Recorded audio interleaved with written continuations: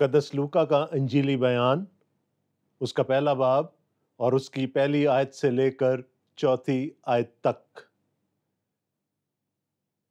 खुदावंद के कलाम में यूं लिखा है, चूंकि बहुतों ने इस पर कमर बांधी है कि जो बातें हमारे दरमियान वाक़े हुई उनको तरतीबवार बयान करें, जैसा कि उन्होंने जो शुरू से खुद देखने वाले और कलाम के खादिम थे उनको हम तक पहुंचाया।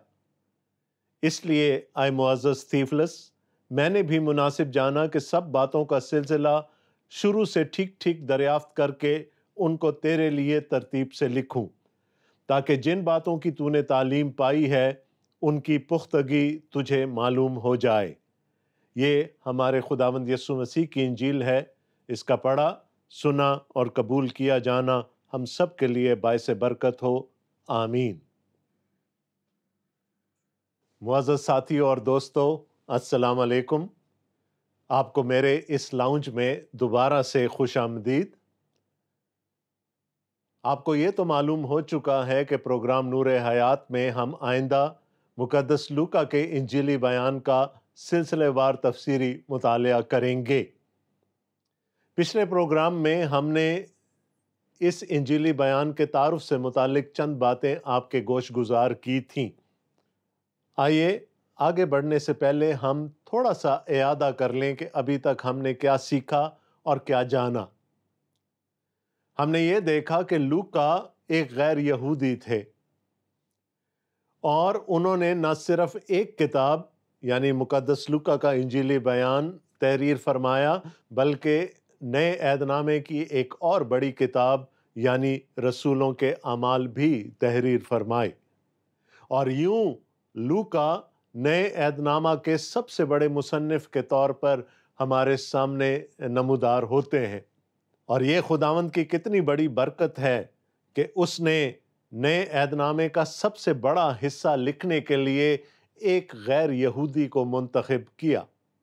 लूका, जैसा कि हम सब जानते हैं कि गैर यहूदी थे और उन्होंने अपना इंजीली बयान भी गैर यहूदियों को सामने रखते हुए लिखा। हमने ये भी जाना कि वो एक तबीब थे और पौलुस रसूल के साथी और हमसफर भी रह चुके थे। लूका हमें एक मुअर्रिख के तौर पर नजर आते हैं, एक हिस्टोरियन के तौर पर नजर आते हैं और एक रिसर्च फेलो के तौर पर नजर आते हैं। जैसा कि हमने उनकी इंजीली बयान के तारुफ में पढ़ा, उन्होंने थीफलस को ये लिखा कि मैंने सब बातों को शुरू से दरियाफ्त करके ठीक ठीक लिखने की कोशिश की। तो लूका का इंजीली बयान एक रिसर्च आर्टिकल है और जैसा कि मौजूदा ज़माने में रिसर्च आर्टिकल्स को उनके नाम से मंसूब किया जाता है जिन्होंने अपने शागिर्दों को उस काम पर मामूर किया हो, इसी तरह लूका भी अपना ये रिसर्च आर्टिकल, अपना इंजीली बयान थीफलस के नाम से मंसूब करते हैं। मैंने आपको पिछले प्रोग्राम में बताया था कि पहली सदी ईसवी में ज़्यादातर तबीब, ज़्यादातर फिजिशियंस जो थे वो ग़ुलाम हुआ करते थे और गालबन लूका थीफलस का ग़ुलाम था। और थीफलस ने लूका की तारीख़ में दिलचस्पी, उसकी तहकीक में दिलचस्पी को मद्देनज़र रखते हुए उसको इस काम पर मामूर किया कि वो खुदावंद यीशु मसीह की ज़िंदगी का एक बयान लिख पाए। हमने पिछले प्रोग्राम में ये भी जाना था कि 4 अनाजीली बयानात क्यों शामिल किए गए नए ऐदनामा में, और मैंने इन कैमरों की मिसाल आपको दी थी जो कि इस प्रोग्राम को रिकॉर्ड कर रहे हैं, और फिर मैंने आपको अपनी चंद तस्वीर दिखाई थी और मैंने आपको ये बताया था कि खुदावंद यीशु मसीह की शख्सियत ही इतनी आली कदर थी, इतनी बड़ी थी कि एक इंजीली बयान से उनका मुकम्मल तारुफ ना हो पाता। और जब तक हम चारों अनाजीली बयान को पढ़ नहीं लेते, उनको समझ नहीं लेते, हम खुदावंद यीशु मसीह की ज़ाते अक़दस का मुकम्मल तौर पर इहाता नहीं कर सकते। मैंने आपको बताया था कि मुकद्दस मत्ती ने अपना इंजीली बयान यहूदियों के लिए लिखा, मुकद्दस मरकस ने रूमियों के लिए लिखा, मुकद्दस यूहन्ना ने अपना इंजीली बयान اس وقت لکھا جب یہودی اور غیر یہودی کی تفریق ختم ہو چکی تھی اور ایک بدعت سامنے آ چکی تھی جو یہ کہتی تھی کہ خداوند یسوع مسیح نہ ہی مکمل طور پر انسان تھے اور نہ ہی مکمل طور پر خدا تھے، اور یوحنا نے اپنا انجیلی بیان اس بدعت کو مد نظر رکھتے ہوئے لکھا۔ لوکا ایک ریسرچ آرٹیکل ہمارے سامنے پیش کرتے ہیں۔ لوکا غیر یہودیوں کے لیے لکھ رہے ہیں، لوکا تھیفلس کے لیے لکھ رہے ہیں، اور یوں لوکا ہم سب کے لیے بھی لکھ رہے ہیں جو کہ غیر یہودی ہیں۔ اگر ہم تھوڑی سی ریسرچ کر لیں اور مفسرین کے بیانات کو، مورخین کے بیانات کو جوڑنے کی کوشش کریں تو ہمیں یہ معلوم ہوتا ہے کہ لوکا انطاکیہ کے رہنے والے تھے، اور جب ہم انطاکیہ کی بات کرتے ہیں تو کلام مقدس میں صرف ایک انطاکیہ کا ذکر ہمیں نہیں ملتا۔ ایک انطاکیہ وہ ہے جو شام میں تھا، یعنی کلکیہ کے علاقے میں تھا۔ دوسرا انطاکیہ وہ ہے جو پسدیہ یعنی گلتیہ کے علاقے میں تھا، اور کلام مقدس میں ہمیں ان دو انطاکیہ کا ذکر ملتا ہے، یعنی ایک شام میں پایا جانے والا انطاکیہ اور دوسرا پسدیہ کے علاقے میں، گلتیہ کے علاقے میں پایا جانے والا انطاکیہ۔ انطاکیہ کا شہر مسیحی تاریخ کے لحاظ سے بہت ہی اہم ہے۔ یہ وہ شہر ہے جہاں پہلی کلیسیا وجود میں آئی جس میں یہودی اور غیر یہودی دونوں شامل تھے۔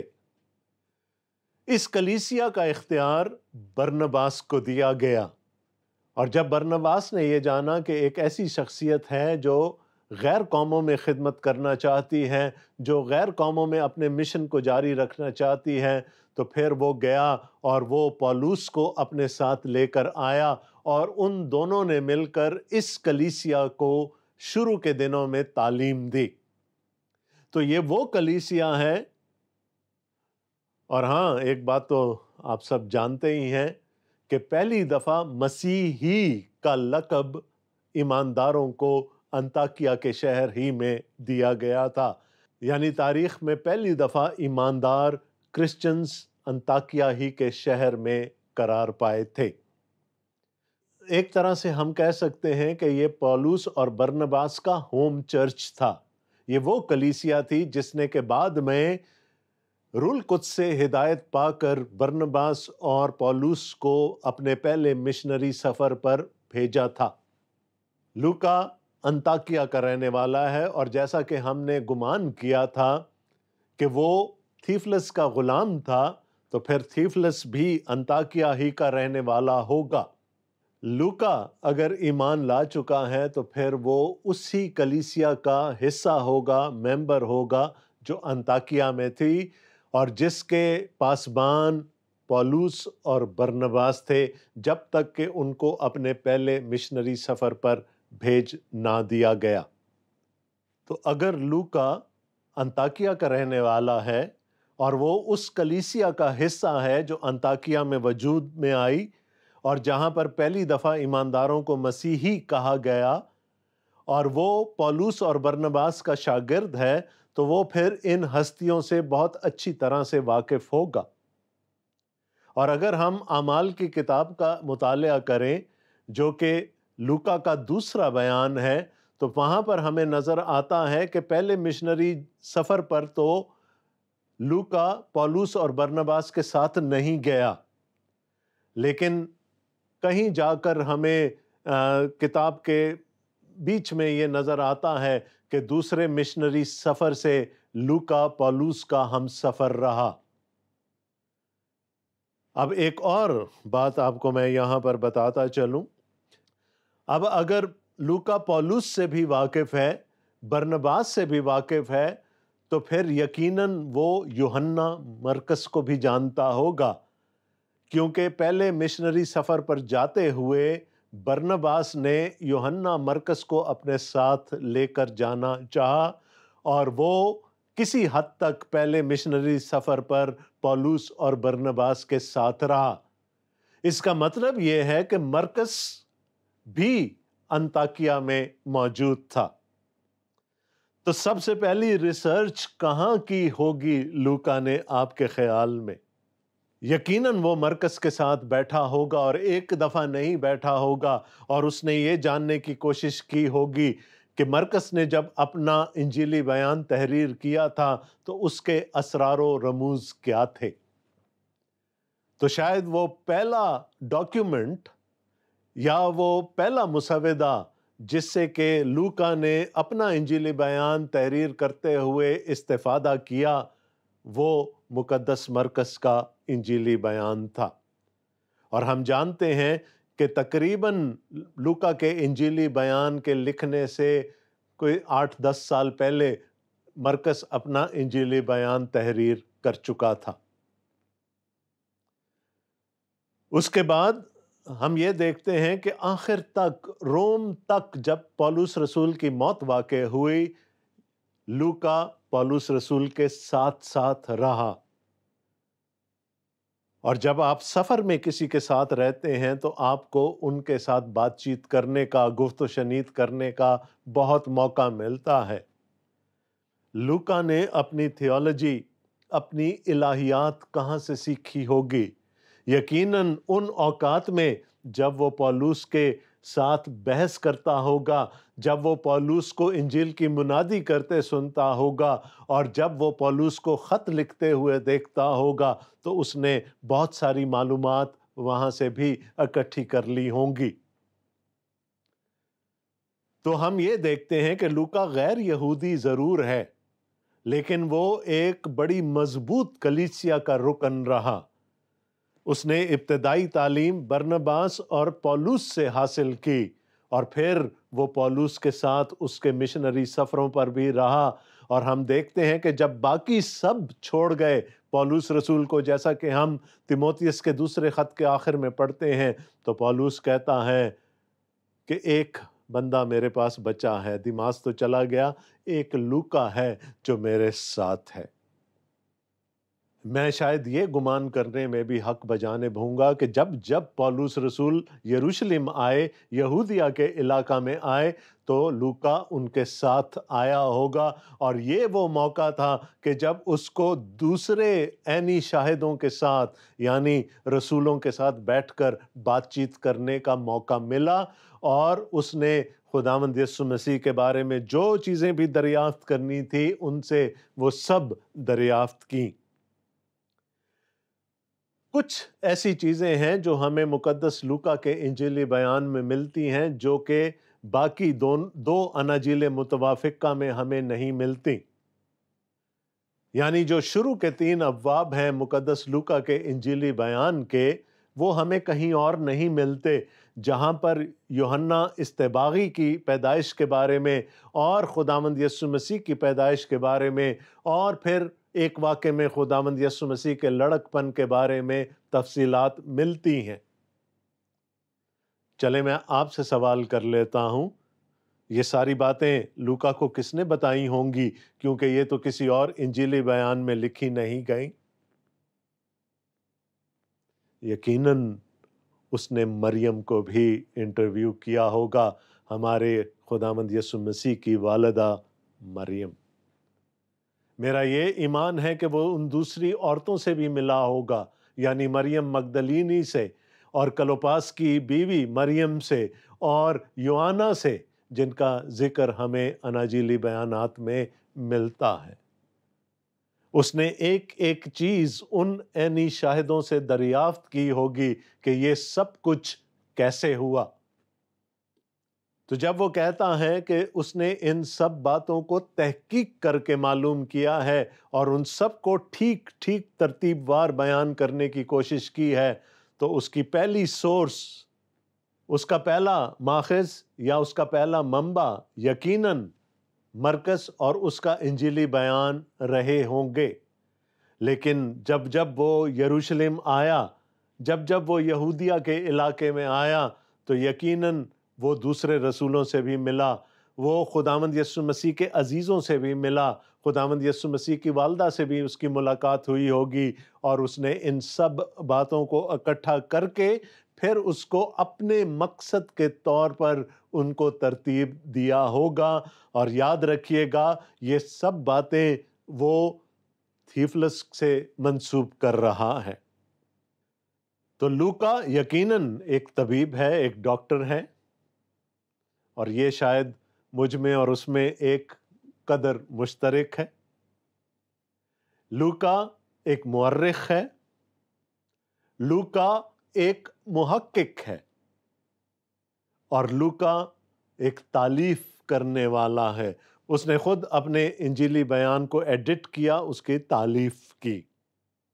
میں نے آپ کو پہلے کہا کہ اس کی انجیلی بیان کا پہلا حصہ جو پہلے 3-4 ابواب ہیں وہ ہمیں کہیں اور نہیں ملتے، اور یہ سب اس نے عینی شاہدوں کو انٹرویو کر کے معلوم کیا۔ اس کے علاوہ کچھ تماثیل ہیں خداوند یسوع مسیح کی جو ہمیں کسی دوسرے انجیلی بیان میں نہیں ملتی۔ چند بہت ہی مشہور تماثیل ہیں خداوند یسوع مسیح کی، جن میں نیک سامری کی تمثیل ہے، مصرف بیٹے کی تمثیل ہے جو ہمیں کہیں اور نہیں ملتی۔ اس کے علاوہ وہ خداوند یسوع مسیح کے کم از کم 6 ایسے معجزات کا ذکر کرتا ہے جو ہمیں کسی اور انجیلی بیان میں نہیں ملتے۔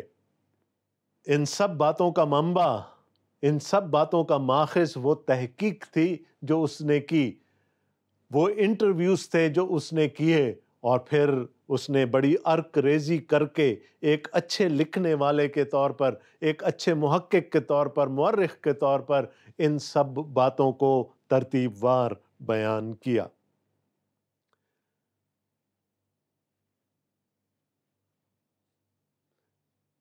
یہ تو میں نے کہہ دیا کہ وہ ایک بہت اچھا مورخ تھا، لیکن لوکا کی ایک اور دلچسپی ہے جو اس کے دونوں بیانات میں، یعنی انجیلی بیان اور رسولوں کے اعمال میں نظر آتی ہے، اور وہ ہے اس کی جغرافیے سے دلچسپی۔ مقدس لوکا کی انجیل کا جو پہلا حصہ ہے، جیسا کہ میں نے پہلے بتایا، وہ خداوند یسوع مسیح اور یوحنا اصطباغی کی پیدائش سے اور ان کی پیدائش کے بارے میں جو خوشخبریاں زکریا کو اور مریم کو سنائی گئی تھیں ان سے متعلق ہے۔ اس کے بعد 5ویں باب سے ہم دیکھتے ہیں کہ وہ گلیل کے علاقے میں خداوند یسوع مسیح کی خدمت کا بیان کرتا ہے، اور یہ سلسلہ چلتا ہے 9ویں باب کی 50ویں آیت تک، اور 9ویں باب کی 51ویں آیت میں لوکا ہمیں بتاتا ہے کہ خداوند یسوع مسیح نے اپنا رخ یروشلم کی طرف کر لیا، اور اس کے بعد تقریباً 10 ابواب میں وہ ہمیں اس سفر کے بارے میں بتاتا ہے جو خداوند یسوع مسیح نے یروشلم کی طرف کیا، اور ان کی یہودیہ اور پیریا کے علاقے میں خدمت کے بارے میں بتاتا ہے۔ یہ ذکر ہمیں کسی اور انجیلی بیان میں نہیں ملتا، لیکن یہ بات بہت امپورٹنٹ ہے۔ یسوع شمال میں ہے، یعنی گلیل کے علاقہ میں ہے، اور مرکز ہمیں بتاتا ہے کہ اب یسوع نے یروشلم کی طرف اپنا منہ کر لیا ہے، یعنی اپنی موت کی طرف۔ اب وہ قربان ہونے کے لیے یروشلم جا رہے ہیں، اور پھر راستے میں پیریا اور یہودیہ کے علاقے میں جو خداوند یسوع مسیح نے خدمت کی، پھر لوکا ہمیں اس کے بارے میں بتاتا ہے، اور یہاں پر خداوند یسوع مسیح کی چند نہایت ہی خوبصورت تماثیل شامل ہیں۔ پھر اس کے بعد تقریباً 19ویں باب میں ہم دیکھتے ہیں کہ خداوند یسوع مسیح یروشلم میں داخل ہوتے ہیں، اور اس کے بعد لوکا ہمیں شاگردوں کو اور خداوند یسوع مسیح کو یروشلم ہی میں دکھاتا ہے، یعنی خداوند یسوع مسیح اپنا رخ گلیل سے موڑ کر یروشلم پہنچ گئے ہیں۔ ان کی زندگی کے آخری دن، ان کی موت، ان کا مردوں میں سے جی اٹھنا، اور پھر ان کا صعود، سب لوکا کے مطابق یروشلم ہی سے ہوا۔ اور جب ہم اعمال کی کتاب میں جاتے ہیں تو ہم دیکھتے ہیں کہ تقریباً پہلے 11 سے 12 ابواب میں ہمیں ساری خدمت یروشلم اور یہودیہ کے علاقہ میں ہی ہوتی ہوئی نظر آتی ہے۔ اس وقت تک کلیسیا پریڈومیننٹلی یہودی تھی، یعنی وہ لوگ جو یہودیت میں سے مسیح ہوئے تھے۔ اور پھر اس کے بعد 12ویں باب کے بعد سے 13ویں باب میں اور 14ویں باب میں ہم دیکھتے ہیں کہ جب پولس اور برنباس کو ان کے مشنری سفر پر بھیجا گیا، لیکن اس سے پہلے ایک اور چیز کا ذکر میں کر دوں کہ یہودیہ سے پھر ہمیں فلپس کی خدمت نظر آتی ہے جو سامریہ کے علاقہ میں تھی۔ اس نے جا کر سامریہ کے علاقہ میں منادی کی اور بہت سارے لوگوں نے خداوند یسوع مسیح کو قبول کر لیا، لیکن ان کو پاک روح نہیں ملا تھا۔ تصدیق کرنے کے لیے یروشلم کی کلیسیا نے پطرس رسول کو وہاں پر بھیجا، اور جب پطرس رسول وہاں پہنچے اور منادی کی تو سامریوں میں بھی خداوند کا پاک روح آ گیا، جو اس بات کی تصدیق تھی کہ ان کو خدا کی بادشاہی میں قبول کر لیا گیا ہے۔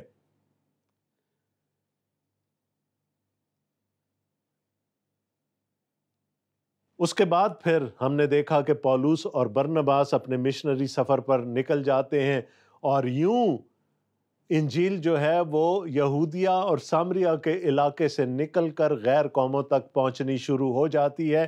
لیکن اس سے بھی پہلے ایک اور اہم واقعہ ہوتا ہے، اور وہ ہے کارنیلیس کے خاندان میں پطرس رسول کی منادی کے وسیلہ سے لوگوں کو پاک روح کا ملنا۔ اور یہ اس بات کی تصدیق تھی کہ اب غیر قوموں کے لیے منادی کا در کھل گیا ہے۔ اور یوں ہم دیکھتے ہیں کہ پولس اور برنباس کی خدمت کے وسیلے سے انجیل کا پیغام غیر قوموں تک یعنی گلتیہ کے علاقے میں پھیل جاتا ہے۔ اور پھر ہم دیکھتے ہیں کہ رسولوں کے اعمال کی آخری چند ابواب میں لوکا پولس کو روم میں دکھاتا ہے، اور روم اس وقت نہ صرف رومی سلطنت کا دارالخلافہ یا دارالحکومت تھا، بلکہ وہ پوری دنیا کا دارالحکومت تھا۔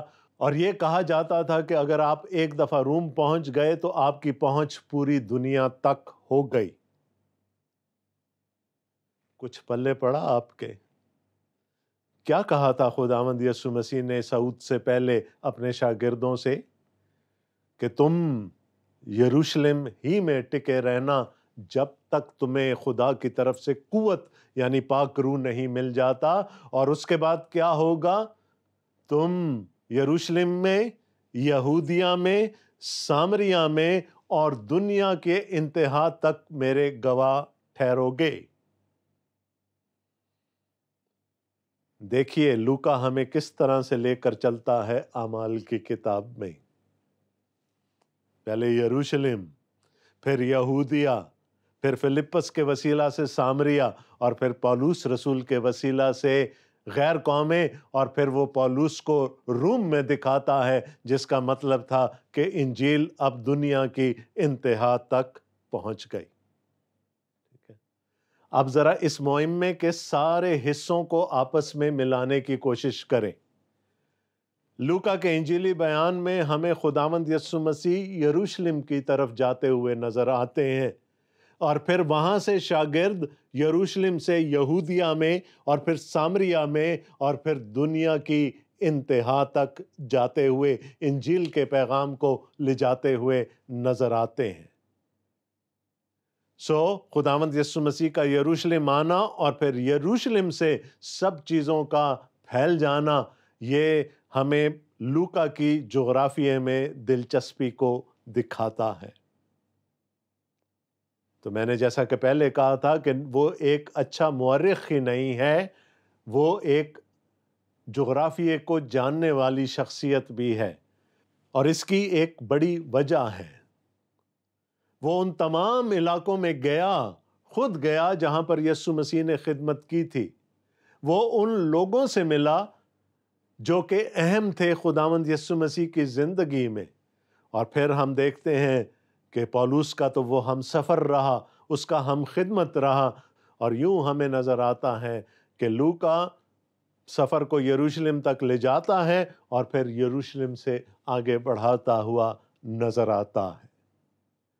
تو یوں ہم نے دیکھا کہ لوکا ایک غیر یہودی ہے، شاید وہ ایک غلام بھی تھا، وہ انطاکیہ کا رہنے والا ہے، وہ برنباس سے اور پولوس سے کلام سیکھ چکا ہے، وہ انطاکیہ ہی میں مرکز سے مل چکا ہے، اور پھر جب جب وہ یروشلم آتا ہے وہ تحقیق کرتا ہے، اور اس تحقیق کے نتیجے میں اپنا یہ خوبصورت انجیلی بیان ہمارے لیے تحریر فرماتا ہے۔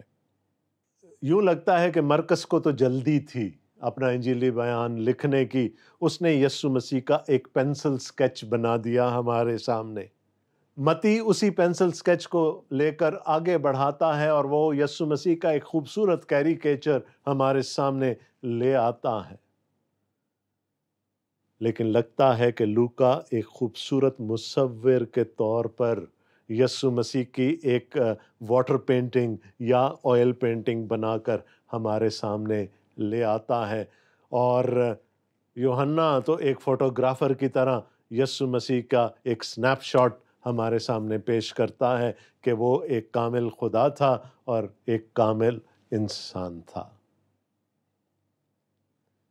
دوستو، میں آپ کو انکریج کرنا چاہوں گا کہ آپ چاروں اناجیلی بیانات پڑھ لیں، بار بار پڑھیں اور اس شخصیت کو جاننے کی کوشش کریں جس کا ذکر ان چاروں اناجیلی بیانات میں کیا گیا ہے، تاکہ ہم اس کی ایک مکمل تصویر اپنی آنکھوں کے سامنے بنتی ہوئی دیکھ سکیں، اس کو جان سکیں، اور جیسا کہ یوحنا نے اپنے انجیلی بیان کے آخر میں کہا، اس پر ایمان لائیں اور ایمان لانے کے وسیلہ سے ہمیشہ کی زندگی پائیں۔